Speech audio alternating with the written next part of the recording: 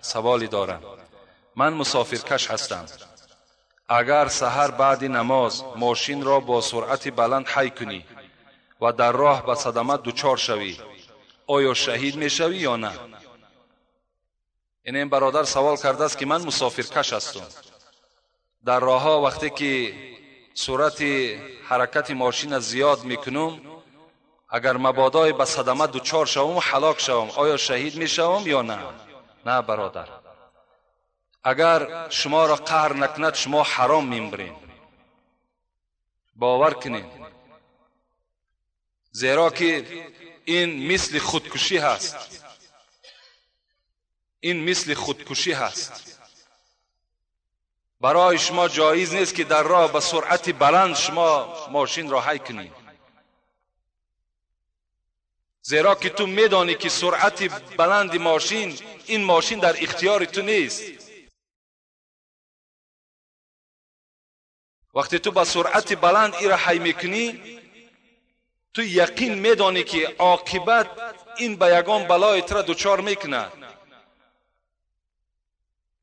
تو پیشگیری دیگر کرده نمیتوانی. امروز اکثر همین صدمه هایی که در راه رخ میدهند همه از سرعت تیز حرکت کردن همین راننده ها هست.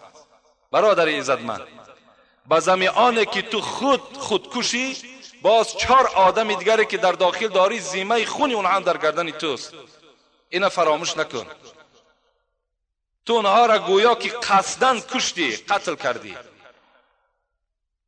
و بعضی برادرایی که مثال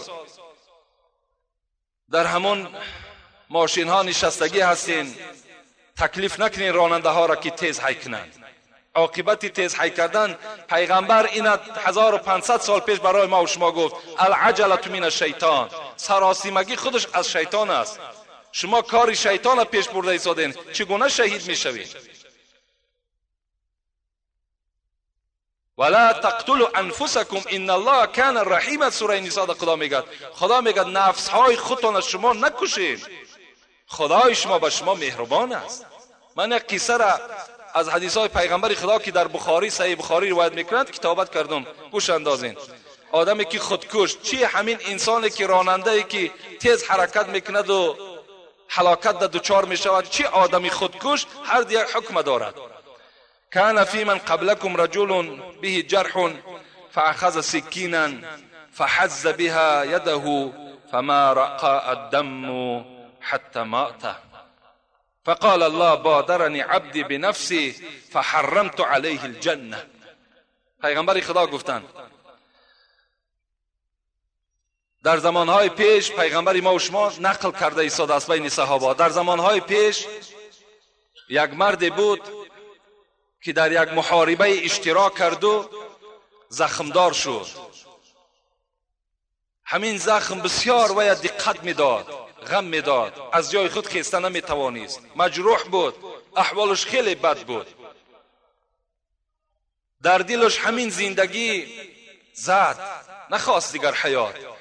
کار دا گرفت و همین رنگ کلانی که در بین دست است میگد همین برید و به همین چکار کرد؟ هلاک شد. خداوند با پیغمبر همون زمانه خبر داد که بادرنی عبدی به نفسی، این بنده من برای از دنیا گذشتن پیش از آن که تقدیر بالای آن بیاید، این یک سرعت تیز برای خود اختیار کرد، یعنی پیش از مهلت خودش را کشت. فحرمت علیه الجنه، از این خاطر من بر این بنده جنت را حرام گردانیدم. برای انسانی که نخواست دیگر حیات و مشقت بالای خود روا ندید و خواست که تیزتر از دنیا بگذرد، من بر این کس چکار کردم؟ مادامی که خودش کشت، من برای این جنت را حرام گردانیدم. برادرای عزتمند، آدمی مسافری که در راه، راننده هایی که در راه حی میکنین، خیلی با احتیاط باشین، خیلی با احتیاط باشین، زیرا در زیر این حدیث پیغمبر خدا شما وارد نشوید.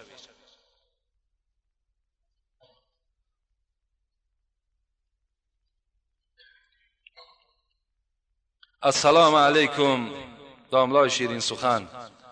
پیری من در ماشین سازکنی یک آدم عروس است. وی با کتاب خودشان انجیل باوری دارد. مرا میگویند که پیر تو عروس است، کارت بی‌برار می شود. برادرها خب کنین، وقتی در آمدین داخل شدین در مسجد، قاعده مسجد همین است: پا تکی گذاشتی خدایا درهای جنت بر روی من بکشا و جایی که یافتی جا بنشین. وقتی صحبت، وقتی سخنرانی نیست. برادرای عزیز، ما و شما کمک گرفتن از کافر گناهکار نمیشیم. ایرا یوسف قرضاوی